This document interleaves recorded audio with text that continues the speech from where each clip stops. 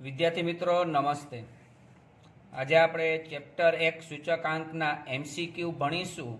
Section A અને section B પણ ભણીશું। એ સુધારેલા કોર્સ પ્રમાણે, એટલે કે ચાલુ વર્ષે જે કોર્સમાં છે એ વિગત બધી આપણે ભણવાના છીએ। જો આપને આ વિડીયો અન્ય વિદ્યાર્થીઓ સુધી પહોંચાડવો હોય તો ખાસ કરીને આપ લાઈક આપો, જેથી આપણા જ વિદ્યાર્થી મિત્રો, અન્ય વિદ્યાર્થી મિત્રો, તમારા જ ફ્રેન્ડ સર્કલની અંદર આ વિડીયો ઝડપથી પહોંચી શકે। તમારી લાઈક એ વિડીયોને ઉપર લઈ આવશે અને અન્ય વિદ્યાર્થી સુધી સરળતાથી પહોંચી શકશે, તો આપ ખાસ કરીને લાઈક આપો।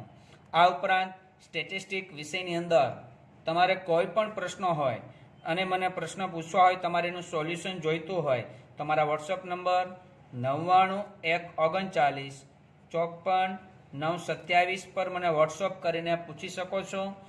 તમને ખાતરી આપું છું કે તમને 100% તમારા પ્રશ્નનું સોલ્યુશન મળશે। સારું, ચાલો આગળ વધીએ। વિભાગ એ, પહેલો પ્રશ્ન છે, ચલ રાશિની કિંમતમાં થતા લાંબા ગાળાના ફેરફારોની સરખામણી માટે કઈ રીત ઉપયોગી છે? હવે ચલ રાશિની લાંબા ગાળા ફેરફાર, તો ચારે વસ્તુ આપણે વાંચીએ: પરંપરિત આધાર, કે અચલ આધાર, કે લાસ્ટ પેયર, કે પાસેની રીત, બરાબર? તો અહીંયા લાંબા ગાળાના ફેરફારો માપવા હોય કે 10-15 વર્ષે કેટલો ફેરફાર થાય છે, તો એના માટે અચલ આધાર, આધાર વર્ષ જૂનું વર્ષ રાખો તો જ તમે ફેરફાર માપી શકો। તો અહીંયા આપણે જવાબ ટીક માર્ક કરીશું, અચલ આધારની રીતે। બીજો ક્વેશ્ચન છે, લાસ્ટ પેયરના સૂચકાંકની ગણતરીમાં, લાસ્ટ પેયર એટલે આયર, કયો વપરાશ લેવામાં? વપરાશ એટલે જથ્થો। તો લાસ્ટ પેયરનું સૂત્ર આપણે ખ્યાલ હોવું જોઈએ। આપણે કયું લખતા હતા? લાસ્ટ પેયર માટે 10/00 લખતા હતા ને ગુણ્યા 100। વપરાશ એટલે જથ્થો, જથ્થો કયો લઈએ છીએ? Q0, જીરો એટલે આધાર વર્ષ થાય કે નહીં? તો ગણતરીમાં કયો વપરાશ લેવામાં આવે છે? આધાર વર્ષનો ઓપ્શન છે। જો આધાર વર્ષ, ચાલુ વર્ષ, સરેરાશ વર્ષ કે કોઈ પણ વર્ષ, તો કયો આવશે આપણા માટે? આધાર વર્ષ। જો સૂત્ર આધારિત છે, થિયરીનો મુદ્દો, પણ પ્રેક્ટિકલ જે દાખલા કર્યા છે એ આધારિત તમને ખ્યાલ આવી શકે। ત્રીજો પ્રશ્ન, જીવન નિર્વાહ ખર્ચના સૂચકાંકની રચનામાં કયા ભાવ ધ્યાનમાં લેવાય છે? હવે કોઈ પણ સૂચકાંક હોય એના માટે હંમેશા છૂટક ભાવ ધ્યાનમાં લેવાય। ક્યાં? છૂટક ભાવ, કારણ જથ્થાબંધ ભાવ છે ને હંમેશા વસ્તુ કરતા ઓછા હોય, છૂટક ભાવ થોડાક ઊંચા હોય। અને આપણે ભારત દેશની અંદર આમ આદમી એટલે કે નોર્મલ માણસ વધુ છે, એટલે એ છૂટક ભાવ જ ખરીદતો હોય, બરાબર? એ કઈ આખા વર્ષનું એક સાથે અનાજ, કરિયાણું, તેલ વગેરે ના ખરીદી શકતા હોય, એની કેપેસિટી ના હોય, તે છૂટક ભાવ જ, એટલે કે એ 1 કિલો, 2 કિલો, 5 કિલો સુધી ખરીદી શકતા હોય, તો એ ભાવ જ ધ્યાનમાં લેવામાં આવે। જીવન નિર્વાહ ખર્ચનો સૂચકાંક જોઈએ તો જીવન જીવવા માટેનો સૂચકાંક કેટલો? તો કયો ભાવ ધ્યાન? તો છૂટક ભાવ ધ્યાનમાં લેવાય, જથ્થાબંધ ભાવ તો ઓછો હોય। આ ભાવના આધારે બધી ગણતરી થતી હોય। પ્રશ્ન નંબર 4, કૌટુંબિક બજેટની રીતમાં વસ્તુનું કયું ખર્ચ ભાર તરીકે લેવામાં આવે છે? કૌટુંબિક બજેટની રીતનું સૂત્ર કયું છે? તો કૌટુંબિક સૂત્ર આપણે ખ્યાલ હોવો જોઈએ, સિગ્મા IW છેદમાં સિગ્મા W। હવે આ ભાર તરીકે કીધું, ભાર એટલે છેદમાં, ભાર એટલે W, તો W નું સૂત્ર શું છે? P0 Q0। હવે તમે જોવો જીને કે ભાઈ કયું ખર્ચ ભાર તરીકે લેવામાં આવે છે? આ ખર્ચ છે, બરાબર? તો એમાં શું છે? 0 છે કે નહીં? 0 હોય તો શું કહેવાય એને? આધાર વર્ષ। 1 હોય તો ચાલુ વર્ષ કહેવાય। 0 છે તો આધાર વર્ષ। તો અહીં ગોતો આપણે આધાર વર્ષનું ખર્ચ ધ્યાનમાં લેવામાં આવે છે, P0 Q0। પાંચમું, સૂચકાંકની રચનામાં કઈ સરેરાશને શ્રેષ્ઠ સરેરાશ ગણવામાં આવે છે? હવે ઘણા બધા ઓપ્શન, 4 ઓપ્શન અહીંયા આપ્યા છે, બીજા પણ ઓપ્શન આવી શકે છે, પણ અહીંયા 4 આપ્યા છે, બદલાવી શકે છે। તો અહીંયા છે કઈ સરેરાશને શ્રેષ્ઠ સરેરાશ? હરાત્મક, સમાંતર, ભારિત કે ગુણોત્તર? તો યાદ રાખીશું, શ્રેષ્ઠ સરેરાશ એટલે ગુણોત્તર મધ્યક। શા માટે? જો સૂચકાંક હોય તો IF બરાબર IL ગુણ્યા IP ઇન રૂટ, આ એક સૂત્ર આપણે ફિશરનું મૂકીએ છીએ, અને ફિશરનો સૂચકાંક છે ને એ આદર્શ સૂચકાંક છે। આદર્શ એટલે કે શ્રેષ્ઠ સૂચકાંક કહેવાય। શા માટે? બે સૂચકાંકોનો ગુણોત્તર મધ્યક, ગુણોત્તર એટલે ગુણ્યા, અને મધ્યક એટલે ઇન રૂટ, ગુણોત્તર મધ્યક છે, તો એ શ્રેષ્ઠ છે, માટે આદર્શ સૂચકાંક છે। તો એટલા માટે ગુણોત્તર મધ્યક છે એ શ્રેષ્ઠ સરેરાશ ગણવામાં આવે છે સૂચકાંકની રચનામાં. ગુણોત્તર મધ્યક આપણે યાદ રાખ્યું શ્રેષ્ઠ, પણ સૌથી વધુ પ્રચલિત એટલે કે આ રીત વપરાતી ને શ્રેષ્ઠ આ છે, પણ વપરાતી આ નથી. એ આપણે 1 માર્ક્સના પ્રશ્નની અંદર પ્રશ્ન છે સેક્શન બી ની અંદર ત્યારે આપણે જોઈએ છીએ. અત્યારે યાદ રાખ્યું શ્રેષ્ઠ સરેરાશ કઈ, તો કે ગુણોત્તર મધ્યક. આદર્શ કઈ, આદર્શ એટલે સૌથી પ્રચલિત કઈ છે એવો પ્રશ્ન પૂછે તો પ્રચલિતની અંદર આ જવાબ આવશે નહીં. ચાલો નેક્સ્ટ આગળ વધીએ. કયા સૂચકાંક લોકોના જીવન ધોરણનો ખ્યાલ આપે છે? બરાબર, જીવન ધોરણ માટે કયો તો સ્વાભાવિક છે જીવન ધોરણ, જીવન નિર્વાહ ખર્ચનો સૂચકાંક. બીજું વાંચવાની જરૂર જ નથી. રેડી, આગળ વધીએ. MCQ number 8 MCQ number 7. એક વસ્તુનો ભાવ આધા વર્ષની સરખામણીમાં ચાલુ વર્ષમાં 4.5 ગણો વધે છે. પહેલા આ શબ્દ ગણો, ગણો એટલે ગુણ્યા 100, 4.5 ગુણ્યા 100 એટલે 450 થાય, અને વધે છે એટલે +100 થાય. ગુણ્યા અને પ્લસ, ગણો એટલે ગુણ્યા અને વધે છે એટલે +100, બરાબર. એટલે 450 + 100 એટલે 550 આવશે. ઘણા બધા વિદ્યાર્થી ઉતાવળમાં 450 લખશે. આપણે યાદ એકદમ એમસીક્યુ આ સહેલું છે, પણ તમારી ઉતાવળ તમારો 1 માર્ક કાપી શકે છે. ગણો એટલે ગુણ્યા 100, આને ગુણ્યા 100 અને વધે એટલે +100, એટલે જે જવાબ આવે એમાં +100 કરીશું એટલે 550 આપણો જવાબ આવશે. આગળ વધીએ. જો આધાર વર્ષ 2015ના સાપેક્ષમાં વર્ષ 2016માં નાણાંની ખરીદી શક્તિ 0.75 હોય, ઓકે, તો વર્ષ 2016 માટે ભાવનો સૂચકાંક કેટલો હોય? હવે અહીંયા આપણે છે ને નાણાંની ખરીદી શક્તિ આપી છે, તો નાણાંની ખરીદી શક્તિનું સૂત્ર શું છે? 1/G ની શું અને એને ગુણ્યા 100, બરાબર. ચાલો, નાણાંની ખરીદી શક્તિ તમને આપી છે, કેટલી આપી છે? 0.75. 0.75 બરાબર 1/G ની શું અને એને ગુણ્યા 100. હવે જી ની શું છેદમાં છે, અંશમાં લઈ લો, એ શોધવું છે. જી ની શું અહીંયા 100 છે, 100 એકુ 100, 0.75 અંશમાં છે, સામે જઈ તો ભાગાકારમાં, તો 100 ભાગ્યા 0.75 આપણે કરવાના. 100 ભાગ્યા 0.75 કરવાથી 133.33 જવાબ આવશે. તો અહીંયા ઓપ્શન આવશે સી, 133.33. 9મું એમસીક્યુ. રકમ ઘણી બધી મોટી છે, 4 ઓપ્શન આપણે આપ્યા છે, બરાબર. જો વર્ષ 2010ના સાપેક્ષમાં 2016નો એક વર્ગના લોકોનો જીવન નિર્વાહ ખર્ચનો સૂચકાંક 200 થાય, 2010 કરતા 2016માં કેટલો થયો છે? 200. તો આધા વર્ષનો આપ્યો નથી 2010નો, તો 100 સમજવાનો. કેટલો? 100. અને 2016માં કેટલો થઈ ગયો? 200. ઓકે, તો નીચેના પૈકી કયું વિધાન સાચું છે? ઓકે, આપણે વિચારીએ, બરાબર, કે 9માં કયો જવાબ આવે છે. ચાલો, તે વર્ગ દ્વારા વપરાશમાં લેવાતી ચીજ વસ્તુઓના ચાલુ વર્ષના ભાવ 200%નો સરેરાશ વધારો. હવે 200% ક્યારે વધે?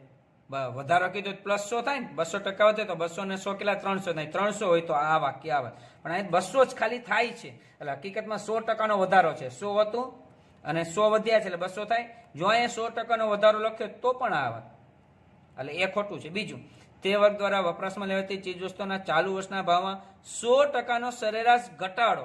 જો ઘટાડો છે, અહીં વધારો લખ્યો તો આવત, કારણ કે વધારો છે, એટલે આ પણ ખોટું છે. નાણાંની ખરીદી શક્તિ 0.5. ઓકે, તો એના માટે નાણાંની ખરીદી શક્તિનું સૂત્ર મૂકવું પડે, આપણે ગણતરી બતાવવી પડે ને. ચાલો આપણે લખીએ નાણાંની ખરીદી શક્તિ, બરાબર. નાણાંની ખરીદી શક્તિ બરાબર 1/G ની શું અને એને ગુણ્યા 100. આ 1 જી ની શું કેટલો થયો છે? 200 ગુણ્યા 100. 100 2 200, 1 ભાગ્યા 2 એટલે 0.5 થાય કે ન થાય? તો નાણાંની ખરીદી શક્તિ કેટલી થઈ કહેવાય? 0.5. તો આ ઓપ્શન આવશે. તો આપણો જવાબ છે સી ઓપ્શન. આ ખોટું છે, જોઈતા નથી, બરાબર. 10મું એમસીક્યુ. આઈપી બરાબર આઈએફ હોય તો નીચેના પૈકી કયું વિધાન સાચું છે? ઓકે, 4 ઓપ્શન આપ્યા છે. આઈપી અને આઈએફ નો જવાબ સરખો જ છે, તો 4 ઓપ્શનમાંથી કયો ઓપ્શન આવી શકે? તો યાદ રાખીએ, જો સૂત્ર મૂકીએ આપણે, દાખલા તરીકે રકમ આઈએફ બરાબર આઈએલ ગુણ્યા આઈપી, આવું એક સૂત્ર છે, બરાબર. હવે આઈએફ છે એને બરાબર શું છે? આઈપી, અને આઈપી છે એને બરાબર શું છે? આઈએફ. હવે જોજો હું શું ફેરફાર કરું છું. આ આઈએફ છે એને એમને દાખલા તરીકે રાખું, આ આઈપી આ આઈએલ એમને એની જગ્યાએ આઈએફ મૂકી શકું, આઈપીની જગ્યાએ આઈએફ મૂકી શકાય. આ ઇન રૂટ વર્ગમૂળના કે મેં કીધું વર્ગ કરાય બરાબર.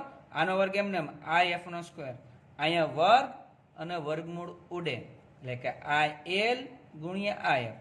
આઈએફ ગુણાકારમાં છે, સામે જાય તો ભાગાકારમાં.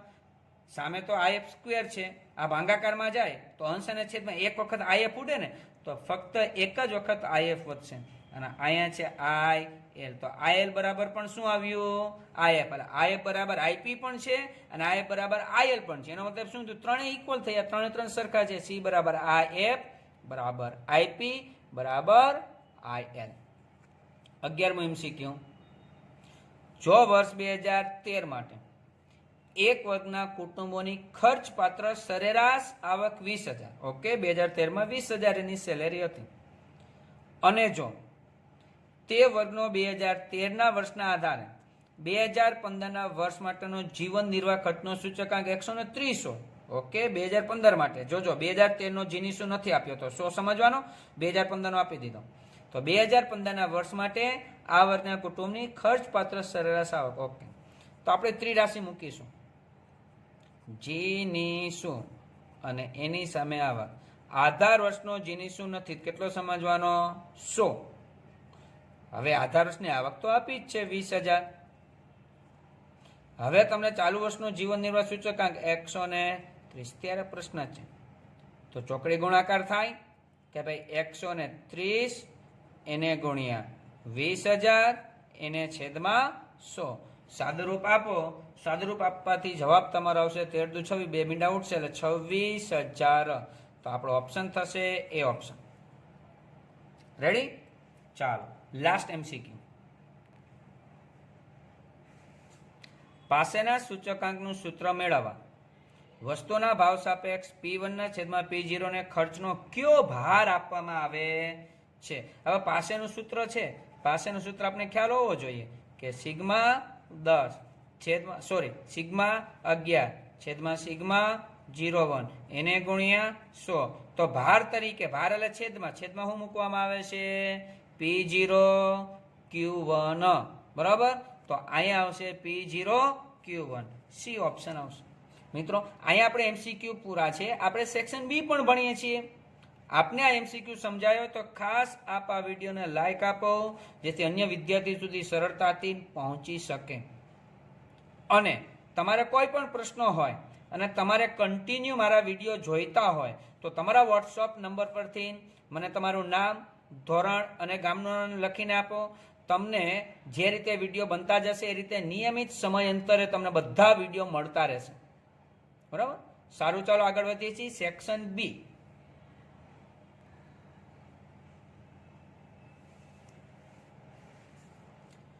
ધોરણ 12નો સૂચકાંક ચેપ્ટરનો ટેક્સ્ટ બુકના જ આપણે અત્યારે એ સેક્શન બી લઈએ છીએ અને મોટે ભાગેના પ્રશ્નો પણ ટેક્સ્ટ બુકમાંથી જ પૂછાય છે. અન્ય તૈયારીઓ પણ કરવી, બોર્ડની પરીક્ષા માટે બીજી તૈયારીઓ પણ આપણે કરવી. પ્રેક્ટિસ વર્ક છે અથવા તો નવનીતમાં સ્વ અધ્યયન માટે પણ પ્રશ્ન આપ્યા છે, એની પણ પ્રેક્ટિસ કરી શકાય છે. તમને એમાં બી પ્રશ્ન હોય ને કંઈ મને પૂછવું હોય તો મારા વોટ્સઅપ નંબર 99 1 39 54 927 પર મને વોટ્સઅપ કરી શકો છો અને તમારા પ્રશ્નનું સોલ્યુશન મેળવી શકો છો. ચાલો આપણે ભણીએ છીએ ટેક્સ્ટ બુકનો સેક્શન બી વિભાગ બી. પહેલો પ્રશ્ન, ભાવ સાપેક્ષ એટલે શું? જવાબ, કોઈ એક વસ્તુના વર્તમાન સમયના ભાવ એટલે કે ચાલુ વર્ષ અને આધાર વર્ષના ભાવનો ગુણોત્તર. ગુણોત્તર એટલે શું? અંશ અને છેદ. તમારે ગણિતની અંદર 9, 10 ને આવતું ને, અંશ અને છેદ. વર્તમાન સમયનો ભાવ, દાખલા તરીકે ચાલુ વર્ષનો ભાવ P1, આધાર વર્ષનો ભાવ એટલે કે P0 નો ગુણોત્તર એટલે મેં અંશ અને છેદ મૂક્યો, એને શું કહેવાય? ભાવ સાપેક્ષ. રેડી? આગળ વધીએ. બીજો પ્રશ્ન, ચલ રાશિમાં બે ભિન્ન સમયે થતા ફેરફારો સરખા માટે કઈ રીતનો ઉપયોગ કરવો વધુ અનુકૂળ છે? ચલ રાશિ એટલે ભાવ હોય, જથ્થો હોય, કોઈ પણ વસ્તુ હોય. તો અહીં કીધું ચલ રાશિમાં બે ભિન્ન સમયે થતા ફેરફારો સરખા માટે ગુણોત્તરની રીતનો ઉપયોગ વધુ ઉપયોગી છે. આપણા માટે શબ્દ છે ગુણોત્તર. ત્રીજો શબ્દ, એક વસ્તુ માટે જથ્થાનો કોઈ એક વર્ષનો સૂચકાંક 130 હોય તો તેનું અર્થઘટન કરો. અર્થઘટન શું થાય? 130 છે તો કેટલા ટકા વધ્યો કહેવાય? 30%. એનું અર્થઘટન કહેવાય. પણ એ લખવું પડે પૂરા વાક્યની. તમે ટૂંકું નહીં ચાલે. એક માર્ક્સના પ્રશ્નની અંદર પૂરા વાક્યમાં જવાબ જોઈશે. બરાબર? એક વસ્તુ માટે જથ્થાનો કોઈ એક વસ્તુનો સૂચકાંક જથ્થા માટે છે 130 હોય તો વસ્તુના જથ્થામાં આધા વર્ષની સરખામણીએ 30% જેટલો વધારો થયો છે તેમ કહેવાય. જો પૂરા વાક્યમાં તમારે વિધાન લખવું પડે તો જ તમને પૂરો 1 માર્ક્સ મળે. નહીં તો 100 માંથી 100 વાળા માર્ક્સ વાળા વિદ્યાર્થીને કદાચ બની શકે તો કોઓર્ડિનેટર અડધો માર્ક્સ ક્યાંક ને ક્યાંક કાપી શકે છે. એટલે આપણે પૂરા વાક્યમાં જવાબ લખવાની ટેવ પાડીશું. પ્રશ્ન નંબર 4, આધાર વર્ષ એટલે શું? તો લખ્યું છે જ્યારે કોઈ વસ્તુના ભાવમાં થતા ફેરફારને ભૂતકાળના કોઈ નિશ્ચિત વર્ષના એ જ વસ્તુના ભાવ સાથે સરખાવવામાં આવે ત્યારે તે નિશ્ચિત વર્ષના આધાર વર્ષ કહેવામાં આવે છે. ઓકે, જો સમજીએ આપણે શું. દાખલા તરીકે હું અત્યારે 2020ની વાત કરું અને એમ કહું કે ઘીનો ભાવ છે ને 5 ગણો વધી ગયો છો ભાઈ. હવે મારા મગજની એક સ્પષ્ટ વર્ષ હશે કે 2002 કે 2004 કે 2005. હું એની સાપેક્ષે ગણતરી કરતો હોઈશ કે ભાઈ એની સાપેક્ષે અત્યારે 5 ગણો વધ્યો છે. તો મારા મગજમાં જે નિશ્ચિત વર્ષ છે, એક ફિક્સ વર્ષ મેં રાખેલું છે, એ છે આધાર વર્ષ. જો જ્યારે કોઈ વસ્તુના ભાવમાં થતા ફેરફારને ભૂતકાળના કોઈ નિશ્ચિત વર્ષ સાથે, મારા મગજમાં જે ભૂતકાળનું જે વર્ષ છે એ જ વસ્તુના ભાવ સાથે સરખાવવામાં હું એ જ સાથે ઘી સાથે સરખાવતો હોય ત્યારે તે નિશ્ચિત વર્ષને શું કહેવાય? આધાર વર્ષ. એ જે ભૂતકાળનું નિશ્ચિત વર્ષ છે ને આધાર વર્ષ કહેવાય. 5મો પ્રશ્ન છે પરંપરિત આધારના સૂચકાંકનું અચલ આધારના સૂચકાંકમાં પરિવર્તન. ચાલુ વર્ષ માટે આ પ્રશ્ન નીકળી ગયો છે, રદ કરવામાં આવ્યો છે. બરાબર? પરિવર્તન એટલા માટે મેં ચોકડી નિશાની કરી છે, એટલે એ અત્યારે ભણતા નથી. પ્રશ્ન નંબર 6, સૂચકાંકની વ્યાખ્યા આપો. એકદમ સહેલી છે પણ આવડવી જોઈએ, કારણ કે ચેપ્ટરનું નામ સૂચકાંક છે. આ વ્યાખ્યા ના આવડે તો સૂચકાંક ચેપ્ટર ભણવાનો કોઈ અર્થ રહેતો નથી. વ્યાખ્યા આપને આવડવી જોઈએ. સૂચકાંક એટલે કોઈ પણ ચલની કિંમતમાં કોઈ નિશ્ચિત સમયની તે ચલની કિંમતના સાપેક્ષમાં થતો ટકાવારી ફેરફાર. હવે જો અહીંયા આપણે ભણીએ તો ભાવ સાપેક્ષ એટલે ખાલી P1/P0, પણ સૂચકાંક કે ને એટલે ટકાવારી ફેરફાર એટલે ગુણ્યા 100 કરવું પડે. આ એનો ભાવાર્થ થયો કહેવાય. કોઈ પણ ચલની કિંમતમાં બરાબર, કોઈ નિશ્ચિત સમયની એટલે ભૂતકાળનું વર્ષ તે ચલની કિંમતના સાપેક્ષમાં એટલે ભાવ સાપેક્ષ થતો ટકાવારી એટલે ગુણ્યા 100 ફેરફાર. બરાબર? એટલે વ્યાખ્યા હોય ને, યાદ રાખજો મિત્રો, કોઈ પણ ચેપ્ટરની વ્યાખ્યા હોય એમાં બને ત્યાં સુધી ટેક્સ્ટ બુક અથવા તો નવનીતની જ વ્યાખ્યા ચાલે. તમારો એક પણ શબ્દ મૌલિક એમાં નહીં ચલાવવાનો. બીજી બધે જ ક્યાંક મૌલિકતા ચાલે, પણ વ્યાખ્યા જે ચેપ્ટરની છે વ્યાખ્યામાં મૌલિકતા ચલાવવી નહીં. એ ખોટું જ પડશે, એનો માર્ક કપાશે. એટલે ટેક્સ્ટ બુકની જ અથવા તો નવનીતમાં જે આપેલી છે એ જ આપણે પાકી કરીશું, એ જ વ્યાખ્યા કંઠસ્થ કરીશું. અહીં કહ્યું સૂચકાંક એટલે કોઈ પણ ચલની કિંમતમાં કોઈ નિશ્ચિત સમયની તે ચલની કિંમતના સાપેક્ષમાં થતો ટકાવારી ફેરફાર. 7મો પ્રશ્ન, જીવન નિર્વાહ ખર્ચના સૂચકાંકની વ્યાખ્યા. આ ફક્ત સૂચકાંક, આ જીનીસુની વ્યાખ્યા. કોઈ એક સમયે કોઈ એક વર્ગના જીવન નિર્વાહ ખર્ચમાં આધાર વર્ષની સરખામણીમાં થતો ટકાવારી ફેરફાર દર્શાવતા સૂચકાંકને તે વર્ગ માટેનો જીવન નિર્વાહ ખર્ચનો સૂચકાંક કહેવામાં આવે. ઉપરની વ્યાખ્યા છે પણ જીનીસુ બધે શબ્દ લગાડ્યો છે. ટકાવારી ફેરફાર છે ને. આગળ વધીએ. 8મો પ્રશ્ન, ભાર એટલે શું?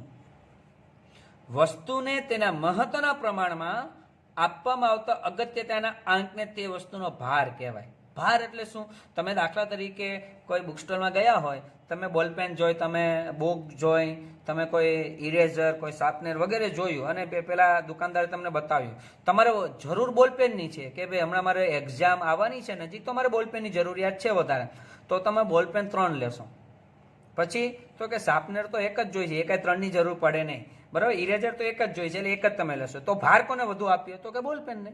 તો અહીં લખ્યું છે વસ્તુને તેના મહત્વના પ્રમાણમાં આપવામાં આવતા અગત્યતાના આંકને તે વસ્તુનો ભાર કહે છે. ગર્ભિત ભાર કોને કહે? આને કહેવાય છુપ્પો ભાર બીજી ભાષામાં. બરાબર? જે ભાર સંખ્યામાં દર્શાવી શકાતો નથી પરંતુ વસ્તુની પસંદગીમાં પરોક્ષ રીતે નક્કી થાય તેને ગર્ભિત ભાર કહેવામાં આવે છે. દાખલા તરીકે મારી પાસેમાં કેવું હોય, તમે કોઈ જગ્યાએ મહેમાન ગતિ કરવા માટે ગયા અને ત્યાં તમને ચા અને ઠંડુ પસંદગી આપે. હવે તમે ચા નથી પીતા અને તમે ઠંડુ એમ કશો કે ચાલો કાંઈ વાંધો નહીં તમે ઠંડુ બનાવો, તો તમે જે ભાર આપ્યો ને, જે પસંદગી કરીને ગર્ભિત ભાર કહેવાય. માની લો કે તમે ચા પસંદ કર્યો છે અને તમે કોલ્ડ એટલે કે ઠંડુ ના પાડી છે, તો તમે ચાની પસંદગી એ પણ ગર્ભિત ભાર કહેવાય, કારણ કે તમને એ ફાવે છે, તમને એ અનુકૂળ છે, તો એને શું કહેવાય? ગર્ભિત ભાર. જે ભાર સંખ્યામાં દર્શાવી શકાતો નથી, પરંતુ વસ્તુની પસંદગીમાં પરોક્ષ રીતે નક્કી થઈ જાય. બરાબર. 10. સૂચકાંકના અગત્યના મૂળભૂત પરીક્ષણોના નામ. 2. સમય વિપર્યાસ પરીક્ષણ અને પદ વિપર્યાસ પરીક્ષણો. 11મો પ્રશ્ન, પરંપરિત આધારની રીતમાં સૂચકાંક એટલે શું? બરાબર. તો વ્યાખ્યા પણ છે ને સૂત્ર બી લખવું પડશે. પરંપરિત આધારની રીતે સૂચકાંક એટલે વર્તમાન પરિસ્થિતિના ચલની કિંમતમાં તેની નજીકની ભૂતકાળની પરિસ્થિતિ, નજીક એટલે આગળનું જ લેવાનું, નજીકની ભૂતકાળની પરિસ્થિતિના ચલના સાપેક્ષમાં થતો ટકાવારી ફેરફાર એટલે કે ગુણ્યા 100. જો નીચે સૂત્ર છે. પરંપરિત આધારની રીતે સૂચકાંક બરાબર ચાલુ વર્ષની ચલ કિંમત એટલે વર્તમાન થઈ ગયું, ચાલુ વર્ષ એટલે જે તે વર્ષની વાત કરતા, છેદમાં અગાઉનું વર્ષ એટલે નજીકનું થઈ ગયું, ગુણ્યા 100 એટલે ટકાવારી ફેરફાર થઈ ગયું. એટલે વ્યાખ્યા બી લખીશું અને સૂત્ર બી લખીશું, ત્યારે આપને 1 માર્ક મળશે. પ્રશ્ન નંબર 12. તેલના ભાવનો સૂચકાંક ₹500 છે. આ વિધાન ખરું છે કે ખોટું તે જણાવી, જો ખોટું હોય તો સુધારીને ફરીથી લખો. ઓકે. તેલના ભાવનો સૂચકાંક ₹500. યાદ રાખીશું, સૂચકાંક એકમ રહિત માપ છે. એકમ રહિત. એકમ રહિત એટલે શું? કે રૂપિયા, કિગ્રા, મીટર વગેરે આવે જ નહીં, તો અહીં ₹500 એટલે અહીં લખવું પડે આ વિધાન ખોટું છે. તો સુધારી ફરી ફક્ત રૂપિયા કાઢી નાખવાનું. સુધારેલું વિધાન તેલના ભાવનો સૂચકાંક 500 છે. 13. ફુગાવાનો દર શોધવા માટે કયા સૂચકાંકનો ઉપયોગ કરવામાં આવે છે? અને ફુગાવાનો દર શોધવાનું સૂત્ર આપો. તો ફુગાવાનો દર શોધવા માટે જથ્થાબંધ ભાવના સૂચકાંકનો ઉપયોગ કરવામાં આવે છે. કયો ભાવ? યાદ રાખીશું. ખાલી એમ કે સૂચકાંક શોધવા માટે તો છૂટક ભાવ, પણ એમ કે ફુગાવાનો દર શોધવા માટે સૂચકાંક શોધવું હોય તો કયા સૂચકાંક? તો જથ્થાબંધ. આ એક જ એવું છે આખા ચેપ્ટરમાં કે જથ્થાબંધ આવશે ફુગાવાનો દર માટે, બાકી છૂટક જ આવશે. તો સૂત્ર ફુગાવાનો દર બરાબર ચાલુ વર્ષનો જથ્થાબંધ ભાવનો સૂચકાંક માઇનસ અગાઉના વર્ષનો જથ્થાબંધ ભાવનો સૂચકાંક છેદમાં અગાઉના વર્ષનો જથ્થાબંધ ભાવનો સૂચકાંક, એને ગુણ્યા 100. 14મો પ્રશ્ન, ભારતમાં મોંઘવારી ભથ્થાનો દર શોધવા કયા સૂચકાંકનો ઉપયોગ કરવાય? તો મોંઘવારી ગોતવી, કેટલી મોંઘવારી થઈ છે એ માટે કયો આવશે? જીવન નિર્વાહ ખર્ચનો સૂચકાંક. આ એક શબ્દમાં લખીશું નહીં, આખા વાક્યમાં લખીશું.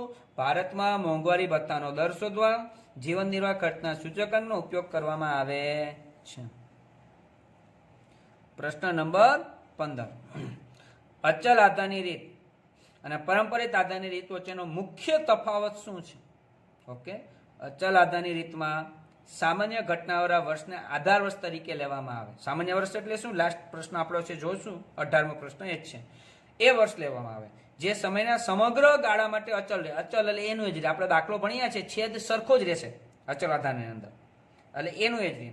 જ્યારે પરંપરિત આધારની રીતમાં જે વર્ષનો સૂચકાંક મેળવવાનો હોય તેનાથી આગળના વર્ષનો આધાર વર્ષ તરીકે લેવામાં આવે, જે બદલાતું રહેતું હોય છે. એટલે એ આગળનું બદલાતો, છેદ બદલાતો રહે. પરંપરા એ તફાવત છે બે વચ્ચે. આમાં વર્ષ બદલાતું નથી, અચલ રહે છે, અને આમાં વર્ષ બદલાતું રહે છે. 16મો, કઈ પદ્ધતિમાં આધાર વર્ષ પ્રત્યેક વર્ષે બદલાતું રહે? તો હમણાં જ કીધું, પરંપરિત આધારની પદ્ધતિમાં આધાર વર્ષ પ્રત્યેક વર્ષે બદલાતું રહે છે. 17મો પ્રશ્ન, સૂચકાંકની રચનામાં કઈ સરેરાશ પ્રચલિત છે? તો અહીંયા આવશે ભારિત મધ્યક. યાદ રાખીશું બે શબ્દ આપણે. તમને એમ કે ભાઈ શ્રેષ્ઠ એટલે કે આદર્શ, સરેરાશ કઈ? સરેરાશ પાછો શબ્દ ખાસ. અને તમને એમ કે પ્રચલિત, સરેરાશ કઈ છે? તો યાદ રાખીશું. પ્રચલિત માટે અહીં જવાબ આપ્યો છે ભારિત મધ્યક. ભારિત મધ્યક. અને શ્રેષ્ઠ માટે તમારે લખવાનું થશે ગુણોત્તર.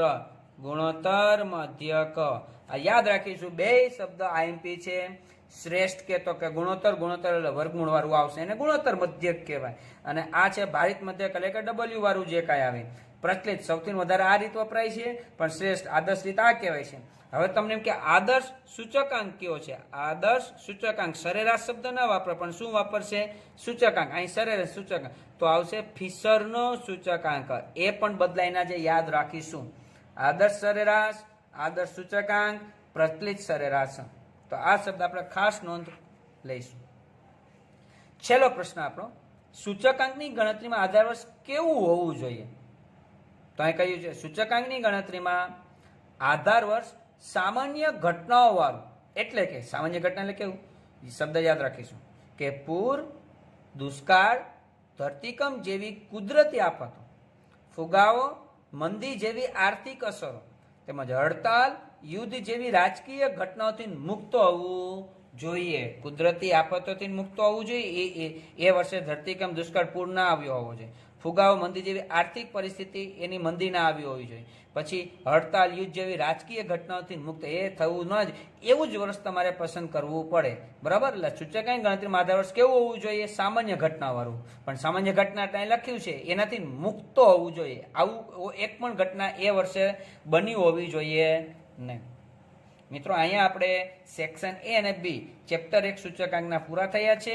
નેક્સ્ટ વિડીયોની અંદર આપણે આગળ ભણીશું. આપને દાખલા સમજાયા હોય, પ્રશ્ન સમજાયા હોય, MCQ સમજાય તો વિડીયોને લાઈક કરવાનું ભૂલશો નહીં. તમારા વિદ્યાર્થી મિત્રો સુધી શેર કરવાનું પણ ભૂલશો નહીં. અને આપ જો મારી ચેનલમાં નવા હોય તો સબસ્ક્રાઇબ કરવાનું પણ ભૂલશો નહીં, કે જેથી કરીને આપને નવા વિડીયો મળતા રહે. સારું, ચાલો નેક્સ્ટ વિડીયો સુધી. જય સ્વામિનારાયણ, જય શ્રી કૃષ્ણ.